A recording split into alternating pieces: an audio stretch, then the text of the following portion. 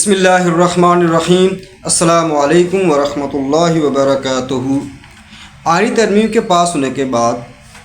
جماعت اسلامی کے امیر حافظ نعیم الرحمان صاحب نے اس ترمیم کے حوالے سے حکومت اور اپوزیشن کو دونوں کو تنقید کا نشرہ بنایا۔ انہوں نے کہا کہ پی ڈی ایم حکومت نے عدلیہ کے دانت توڑ دیے ہیں اور یہ عدلیہ پر شب خون مارا گیا ہے۔ ٹی وی چینل دنیا نیوز کے مطابق امیر جماعت اسلامی حافظ نعیم الرحمان صاحب نے کیا فرمایا؟ وہ فرمایا، انہوں نے کہا کہ عدلیہ پر قبضہ جمانے کے لیے یہ کارروائی کافی دن سے جاری تھی۔ پارلیمنٹ کمیٹی اور وزیر اعظم کے ہاتھ میں تقرر کا معاملہ دینا افسوسناک ہے۔ ان کا کہنا تھا کہ 1973 کا آئین انتہائی مشکل حالات میں بنا تھا۔ 73 کے آئین پر تمام جماعتوں کا اتفاق ہوا تھا۔ افسوس ہے کہ بھٹو کے نواسے کی سرپرستی میں سب کچھ ہوا، جو کچھ ہوا اس نے آئین کی روح متاثر کر دی۔ یہ بیان ہے حافظ نعیم الرحمان صاحب کا۔ پورے پاکستان کو معلوم ہے کہ جو آئینی مسودہ یا آئینی ترمیم کا مسودہ حکومت 14 اور 15 ستمبر کو لائی تھی، جس کو مولانا فضل الرحمان صاحب نے ایک کالے سانپ سے تعبیر کیا تھا، اس کو نہ صرف جے یو نے مسترد کیا بلکہ اپنی طرف سے ایک ایسا مسودہ پیش کیا جو آئین کے روح کے مطابق بنا، جس کو پیپلز پارٹی نے تسلیم کیا اور تحریک انصاف نے بھی تسلیم کیا۔ تاہم کچھ شکوں پر ان کو اعتراض تھا، جس کے حوالے سے مولانا فضل الرحمان سے کہا آپ لکھ کر مجھے دیں، میں اس پر سٹینڈ لیتا ہوں، لیکن انہوں نے سٹینڈ نہیں لیا۔ مجموعی طور پر تحریک انصاف نے مولانا فضل الرحمان صاحب کی نہ صرف تعریف کی بلکہ ان سے عقیدت کا اظہار بھی کیا، اور انہوں نے کہا کہ جمعیت علماء اسلام اس ترمیم پر ووٹ ڈالتی ہے، ہمیں کوئی اعتراض نہیں ہے۔ لیکن جماعت اسلامی کے امیر مزید سیخ پا ہو چکے ہیں اور وہ یہ سمجھتے ہیں کہ یہ عدلیہ پر بہت بڑا حملہ ہے۔ سوال یہ پیدا ہوتا ہے کہ جماعت اسلامی اپنی بیانات سے کس پر تنقید کر رہے ہیں؟ حکومت تنقید تو پہلے سے وہ کر رہے تھے، لیکن اس آئینی ترمیم میں اصل کردار مولانا فضل الرحمان صاحب کا ہے، جنہوں نے حکومت اور اسٹیبلشمنٹ کے پلان کو نہ صرف فیل کیا بلکہ اپنا مسودہ لا کر ایک چھوٹی پارٹی ہوتے ہوئے بڑی بڑی پارٹیوں کو مجبور کیا کہ وہ اس پر آئیں، اور اس میں وہ کامیاب ہوئے۔ لاہور کا جو اجلاس ہوا، جس میں نواز شریف کے ساتھ ملاقات تھی، آصف علی زرداری اور حکومت کے تمام مین پلرز وہاں موجود تھے، ان کے سامنے ڈٹ کر مولانا صاحب نے مقابلہ کیا۔ اب حافظ نعیم الرحمان صاحب نے اس ترمیم میں سود کے خاتمے کی ڈیٹ دی گئی 1 جنوری 2028 تک۔ فیڈرل شہری کورٹ کے مطابق جو فیصلہ آیا تھا، اس کے مطابق حکم پابند ہے کہ پاکستان میں اکانومی کو بلا سودی معیشت پر لے جایا جائے۔ لیکن حافظ نعیم صاحب نے تنقید تو کھل کر کی، لیکن جمعیت علماء اسلام کے کردار کو نہ صرف سرانے سے گریز کیا بلکہ تنقید کا نشانہ اصل میں مولانا فضل الرحمان صاحب بنے ہیں، جس کا شدید رد عمل جمعیت علماء اسلام نے دیا ہے۔ اور یہ اب نظر آ رہا ہے کہ حافظ نعیم الرحمان صاحب کا جو بیان ہے اس سے شدید سخت رد عمل جے یو کی طرف سے آیا ہے، اور کس نے دیا ہے؟ وہ دیا ہے جمعیت علماء اسلام پنجاب کے ترجمان نے۔ اب میں آپ کو بتاتا ہوں جواب کیا آیا ہے۔ اس کے علاوہ حافظ نعیم الرحمان صاحب نے پوڈ کاسٹ پارس جہاں سے انٹرویو دیا، اس میں ان سے سوال ہوا مولانا صاحب کے بارے میں، لیکن اس بار انہوں نے حافظ صاحب نے بہت دفاعی انداز میں جواب دینے کی کوشش کی۔ یہ کیا معاملہ ہے یہ میں آپ کو اینڈ پر بتاؤں گا۔ اب آپ سنیں جے یو اے کے ترجمان جو پنجاب کے ہیں، انہوں نے کیا جواب دیا امیر جماعت اسلامی حافظ نعیم الرحمان کے بیان پر۔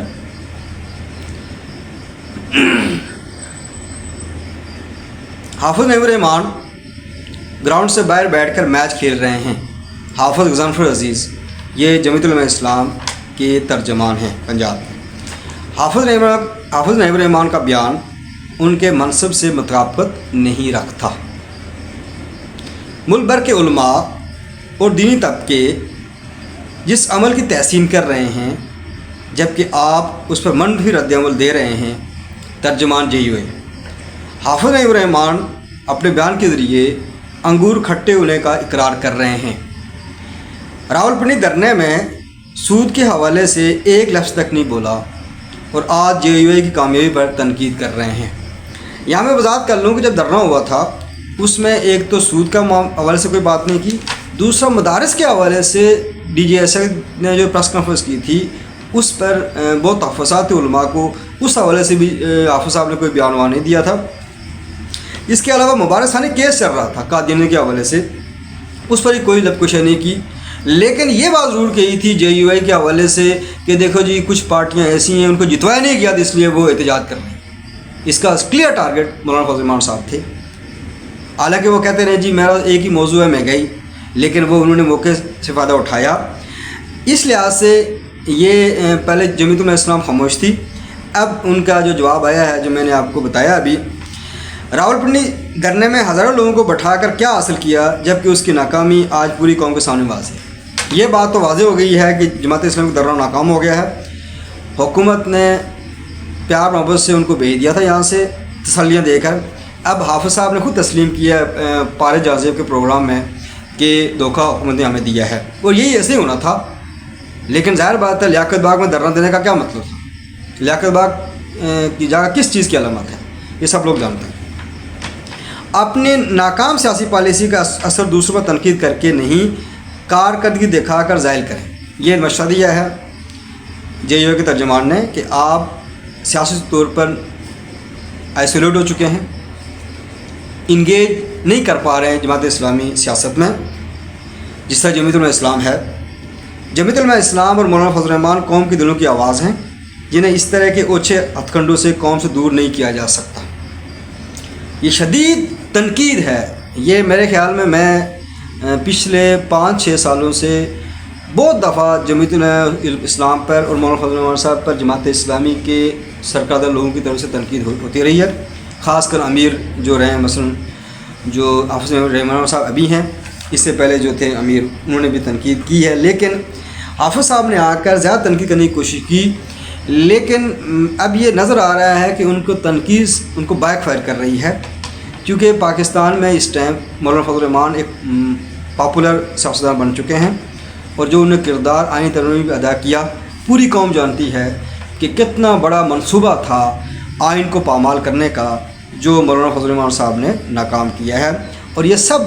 لوگ جانتے ہیں، خاص کر تحریک انصاف کے فالوورز جو کتنے مخالف تھے مولانا فضل الرحمان صاحب کے، ان کے اندر بھی ایک اعتدال کی راہ آ چکی ہے اس حوالے سے۔ اب میں آپ کو بتاتا ہوں کہ جماعت اسلامی کے امیر حافظ نعیم الرحمان صاحب نے پوڈ کاسٹ پارس جازیب کے ساتھ انٹرویو دیتے ہوئے جب یہ سوال ہوا تو مولانا صاحب 13 سیٹوں کے ساتھ مرکز بنے ہوئے ہیں سیاست کے اور ان کا ایک اصولی سیاست ہے، تو پہلے تو انہوں نے کہا کہ مولانا فضل الرحمان صاحب ہمارے بزرگ ہیں، وہ ایک مزج بات کے امیر ہیں، میں ان کے بارے میں کمنٹ نہیں کرنا چاہتا،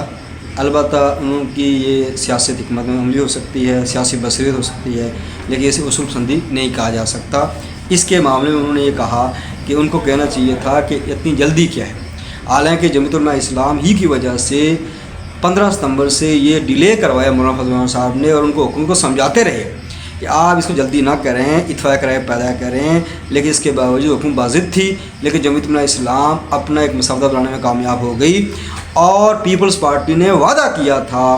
کہ چیف جسٹس کے حوالے سے، تعیناتی کے حوالے سے جسٹس منصور شاہ ہی کو چیف جسٹس بنایا جائے گا، لیکن جب اب فیصلہ ہوا کمیٹی میں تو وہ پیپلز پارٹی نے وعدہ خلافی کی۔ اس کا رد عمل تو JUI ابھی دے گی بعد میں، لیکن جو کوششوں کے حوالے سے مولانا فضل الرحمان صاحب کی کوششیں واضح تھیں، لیکن جماعت اسلامی چونکہ ظاہر ہے پارلیمنٹ میں نہیں ہے، وہ ہمیشہ آئسولیٹ رہے ہیں اور وہ جو ہے نا سولو فائٹ کرنے کے چکر میں ہوتے ہیں۔ یہی وجہ ہے کہ جماعت اسلامی کی سیاست اس طرح کامیاب نہیں ہو سکی۔ جہاں تک اصول پسندی کی بات کی جائے تو اصول پسندی اگر آپ ضیاء الحق سے لے کر ابھی تک جماعت اسلامی کی اصول پسندی دیکھی جائے تو اس پر خود ہی بڑے سوالات شروع ہو جائیں گے۔ اب جہاں تک حافظ صاحب کا یہ کہنا کہ مولانا صاحب کی یہ سیاست اصولی سیاست نہیں ہے، وہ اس لیے یہ کہہ رہے ہیں کہ چونکہ اصول پسندی کا جو چورن ہے وہ جماعت اسلامی ہمیشہ بیچتی ہے، اور وہ کہتے ہیں ہم اصول پسند سیاستدان ہیں۔ اب مولانا صاحب کو وہ کیسے اس طرح لائیں گے؟ اگر وہ مانتے ہیں تو پھر تو ان کی اپنی بات ہی عوام کی نظر میں گر جاتی ہے۔ اس لیے جماعت اسلامی کے حافظ نعیمی صاحب سے میری بھی اپیل یہ ہے کہ وہ اپنا دل کشادہ کریں اور مذہبی جنگوں کے بارے میں رائے دینے سے غور کیا کریں پہلے،